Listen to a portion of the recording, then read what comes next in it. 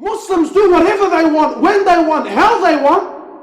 And then he justifies it at the end by telling me, من قال لا إله إلا الله دخل الجنة ورحمتي وسعت كل شيء. So let's answer this. And this is the problem. When you don't understand your deen in complete, the full picture. Today Muslims, they look at their religion through a keyhole. Through a keyhole. You know what the danger is by looking at a keyhole? Even if the hadith is sahih. Look at what the danger is.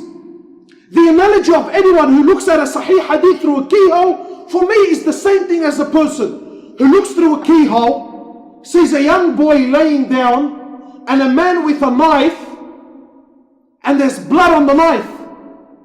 So he interprets that and says, hey, the man is killing the boy. So he smashes down the door and runs right in to grab the man. Only when he smashes the door down and things get bigger and he sees everything for what it really is, he realizes, whoa, that kid was a patient that needed surgery. And that man that had a knife was a doctor. And that knife was an instrument for the surgery. He wasn't killing the boy. He was actually saving his life. Same incident. But look at the difference when you look through a keyhole and you look at the full picture. So let me explain the hadith to you. We have a brother. I'm going to ask you now. We have a brother. Here he is. His name is Viomas. And brother Viomas here, he says, La ilaha illallah Muhammad Rasulullah. And he believes it with full faith and full yaqeen. But our brother Viomas here doesn't believe in the Quran. Will he enter Jannah? What are you doubtful, yani? Or what's let's brother's ready. I'm telling you, the brother says La ilaha illallah Muhammad Rasulullah. Man qala la ilaha illallah dakhala al-jannah. Our beautiful brother Viyomasi says La ilaha illallah, but he denies the existence of the Quran. Will he enter paradise? Answer me. Why are you being extreme for, man? But why are you being extreme? Did he not fulfill the condition of the hadith? That he believes in the Quran but doesn't believe in the angels. Some of you already look at me. Brother, no. What the Prophet meant, exactly. What the Prophet meant when he said this is that there's a long criteria that obviously needs to be met.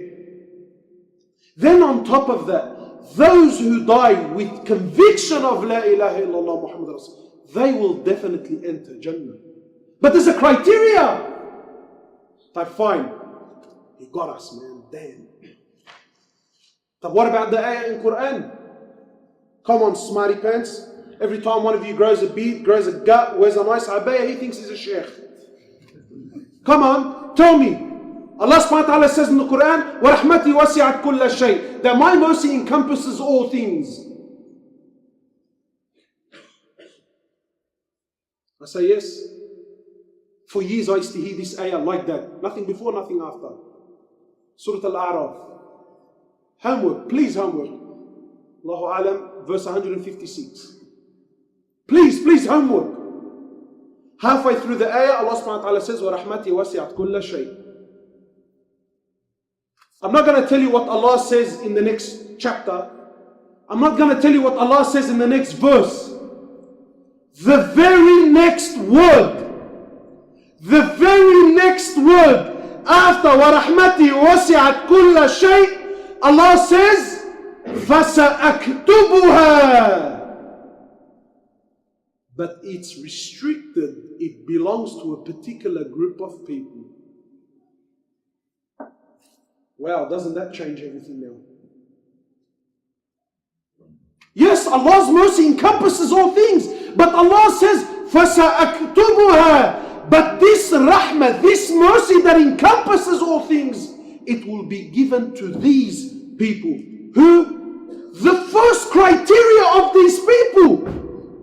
The first criteria of these people Allah mentions What do they have? They have fear of Allah, taqwa. Fear of Allah. This is to whom my mercy belongs to. And those who follow the Prophet, and it goes on. Wow, I didn't see that before. So let's wrap this up because I don't want to stress anyone out, and let's not go too long with this. I've taken much of your time.